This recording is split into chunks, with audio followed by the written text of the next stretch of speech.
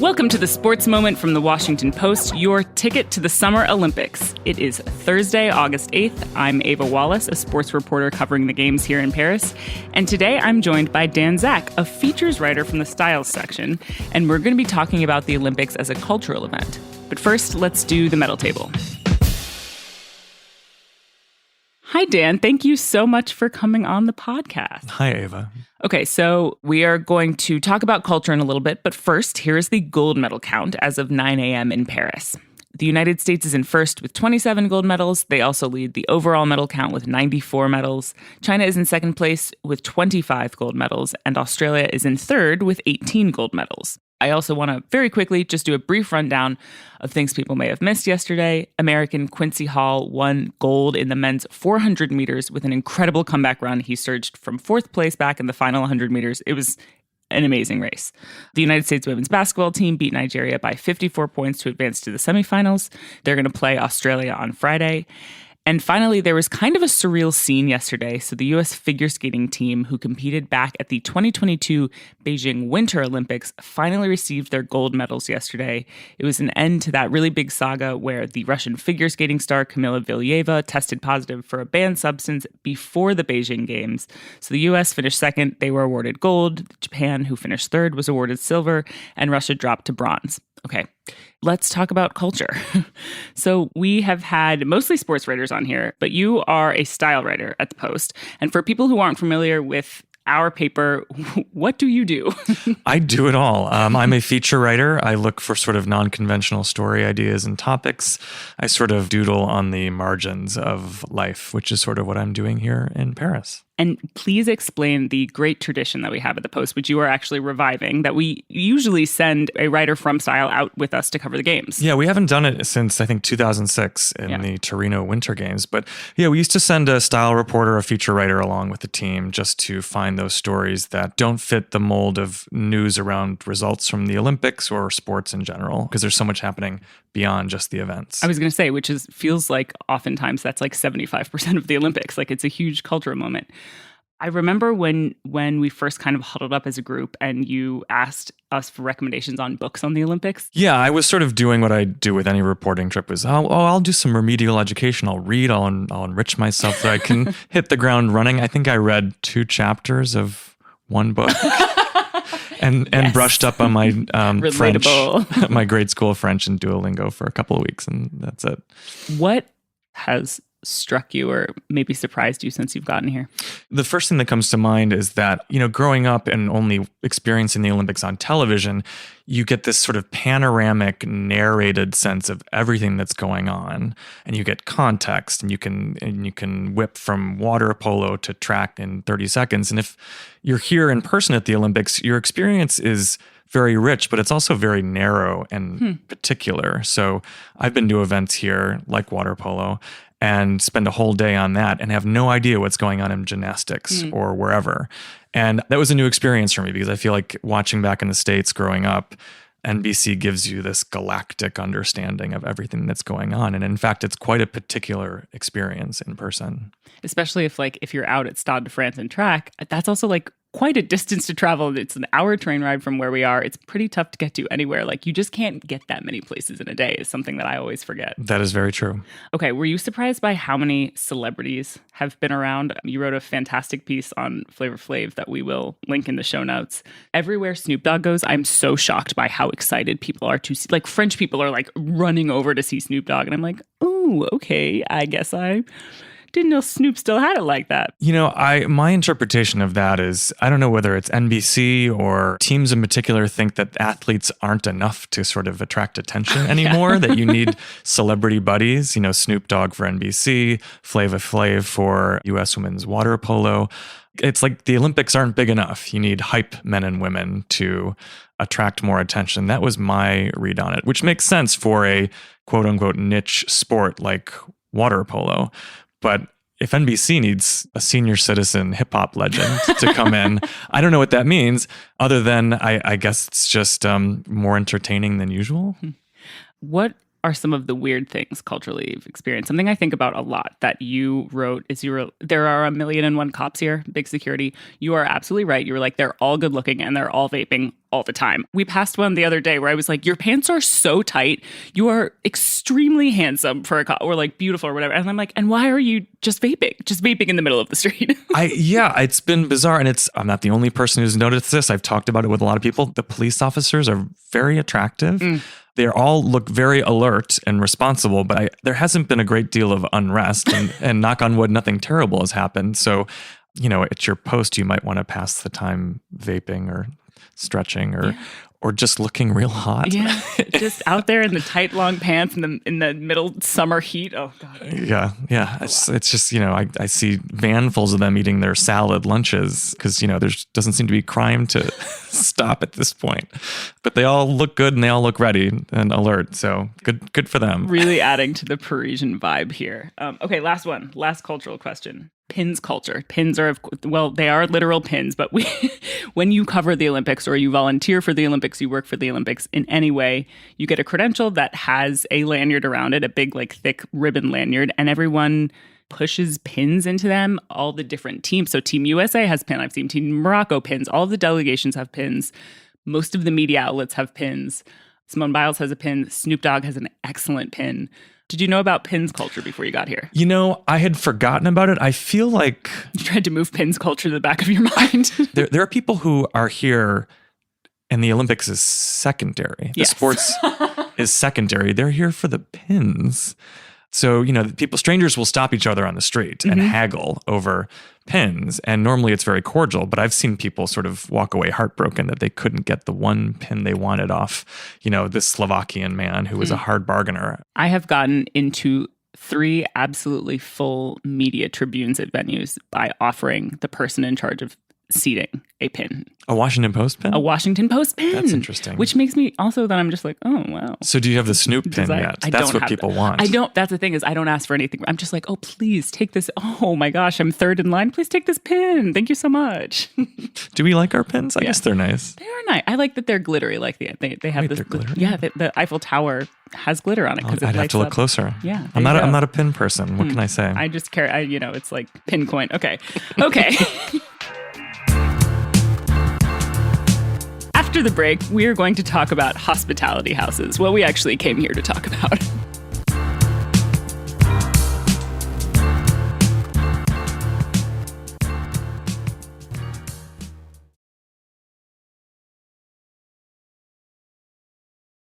So Dan, yes, you spent several days going to hospitality houses.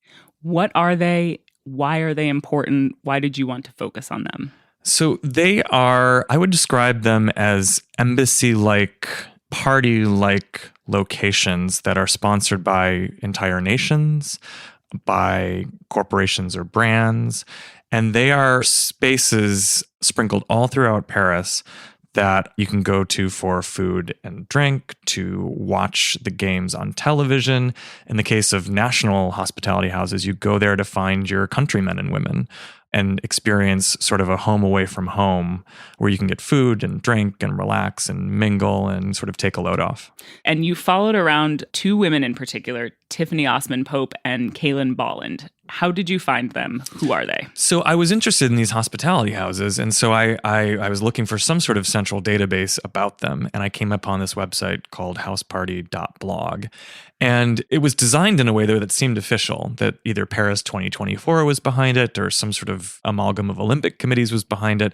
And so I thought it was an official resource for these hospitality houses. So I clicked on contact and filled out a form thinking that, a PR person would get back to me. And instead, Tiffany from Vancouver responded. Our girl Tiff. Yeah, our girl Tiff responded. It was like, hi, this is my website. Like, I just do this for fun. Like, this is just me. I'm not sponsored. I'm not affiliated with any group. I'm just an Olympics fan who loves the sports and loves the socializing aspect of it. The website that we've created is called the House Party Blog. It was born out of a love for hospitality houses, but no central place where you could go to find information about all of them. And I decided, Tiffany sounds real interesting.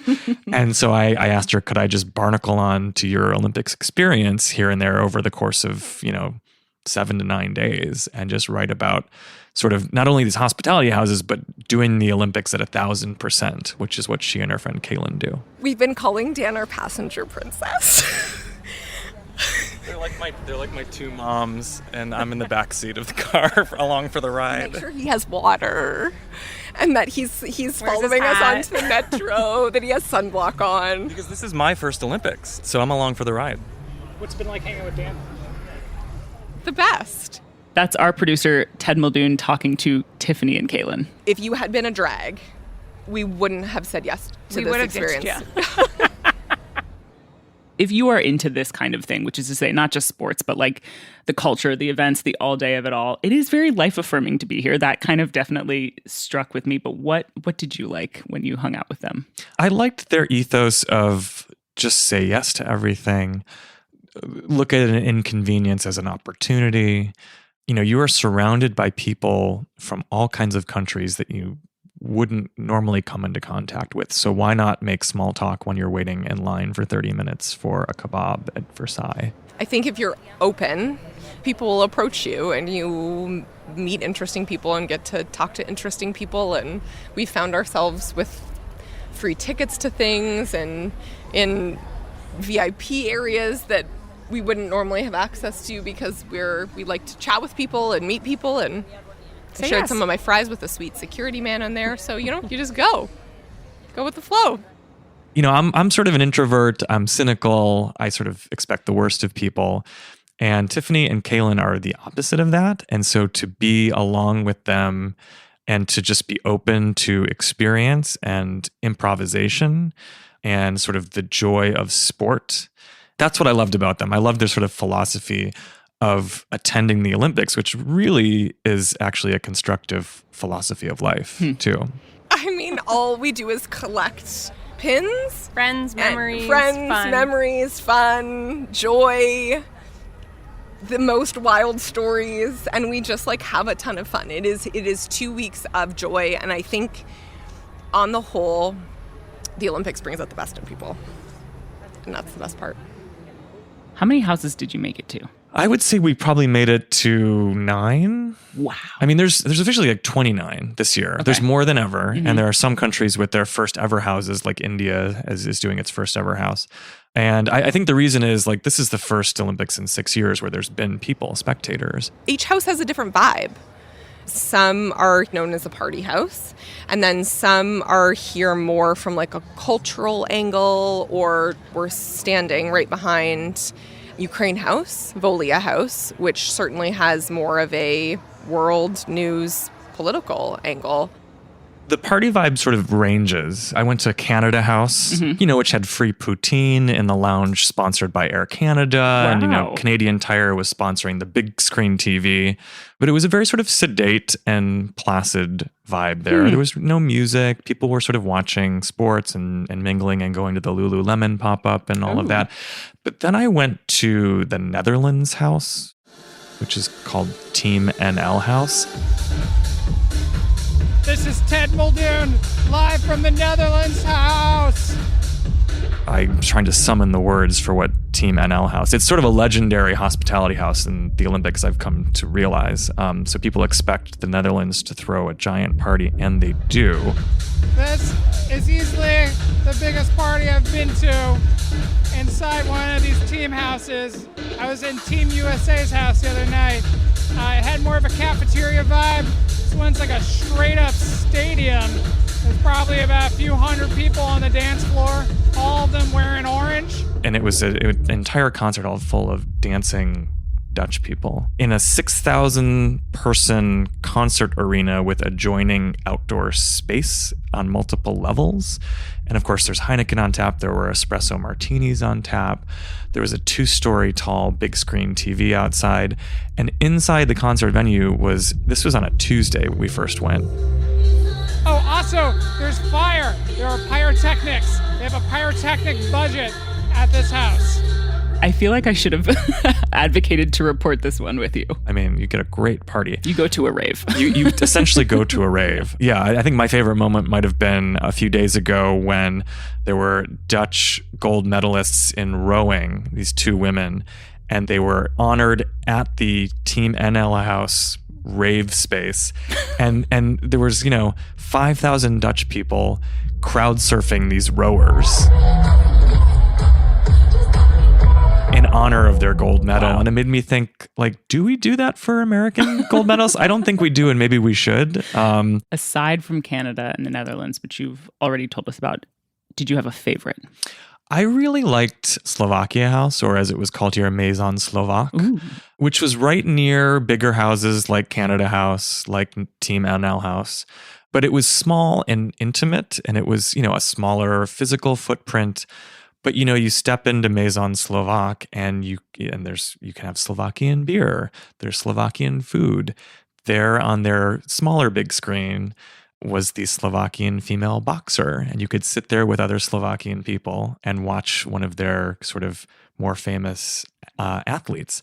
And it was just this nice taste of Slovakia in Paris.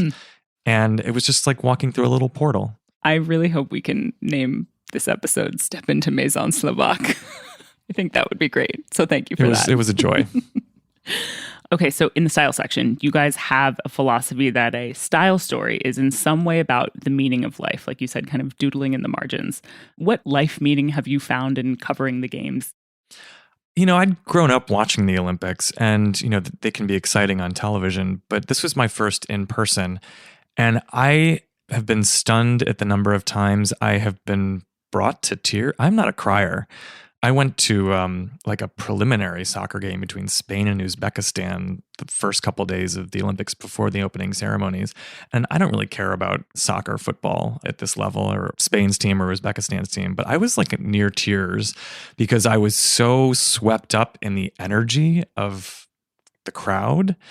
And it sounds so saccharine, but there's such goodwill here between nations that even someone with a cold, dead heart like myself, I've been swept up multiple times in multiple locations, in multiple sports. I was at the race walk this morning, the new mixed relay marathon race walk. Of course, that marquee event. Yeah. And I was crying behind my sunglasses because of the good energy of it all, and people just sort of performing greatness in front of crowds that are happy to be there, sharing a collective experience. Absolutely nothing turns me into a sap like the Olympics. I'm so glad you said that. You're going to make me start crying right now. So we have to leave today's episode there. I was like, what day is it? I'm crying at the race walk. That's what day it is. That's what day. Crying at the race walk. Also a title of the episode. Okay. That is it for us today. Thank you so much, Dan, for coming in and giving us a taste of the culture of the games. It was a pleasure. Thank you. Dan Zak is a features reporter for The Post.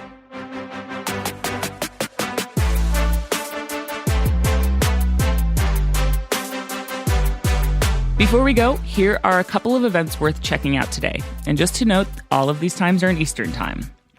In women's volleyball, the United States plays Brazil in the semifinals Thursday. That is a rematch of the gold medal game from the Tokyo Olympics. It's at 10 a.m. Eastern. That's going to be a really fun one.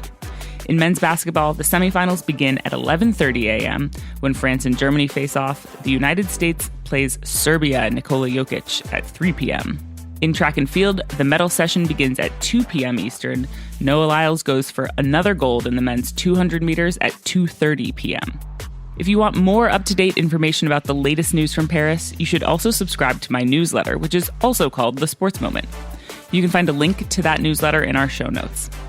Today's episode was produced and mixed by Ted Muldoon. It was edited by Joe Tone. I'm Ava Wallace. Until next time from Paris.